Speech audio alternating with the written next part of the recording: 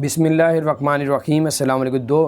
تین بڑی خبریں ہیں۔ ایک تو پی آئی اے نے بڑا اعلان کر دیا، اب فلائٹیں مزید مختلف ریاست کے لیے یو اے کی اڑانے کا اعلان کیا اور پہلے سے زیادہ فلائٹیں اڑیں گی، اور ایک تو یہ ہے، دوسرا 2.5 لاکھ درہم کا جرمانہ کا اعلان کیا، تیسری جو ہے اس میں ٹورسٹ ویزے کی لیٹسٹ اپڈیٹس ہے، خلیج ٹائم کے اندر آیا، بہت ہی زبردست اپڈیٹس ہے پاکستانیوں کی۔ سب سے پہلے آپ کو بتاتے چلیں کہ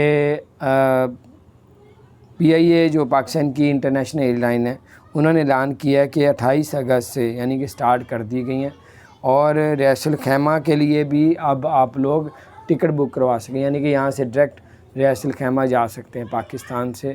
تو اور بھی جو پہلے کتنے عرصے میں پابندی لگی ہوئی تھی، تو اب وہ پابندی جو ہے وہ ہٹ گئی ہوئی ہے، اور اب پاکستانی ایئر لائن جو ہے وہ بھی یو اے کے لیے اب سٹارٹ کر دی گئی ہے۔ تو بہت اچھی خبر ہے، اب آپ لوگ پی آئی اے کی بھی ٹکٹس لے سکتے ہیں، اس میں بھی ٹریول کر سکتے ہیں۔ دوسری اچھی خبر یہ کہ خلیج ٹائم کے اندر آیا ہے کہ اب آپ لوگ 30 اگست سے سیاسی ویزا بھی لے سکتے ہیں۔ 30 اگست سے پہلے ایسا کچھ نہیں ہوتا تھا، اب علیحدہ کاؤنٹر لگایا جائے گا۔ 30 اگست سے سیاسی ویزا اگر آپ لے لیتے ہیں تو آئی سی اے کی اپروول بھی لینی پڑے گی، اور الحسن ایپ بھی وہ ایپ ڈاؤن لوڈ کرنی پڑے گی، اس میں کیو آر کوڈ آپ کو لینا پڑے گا۔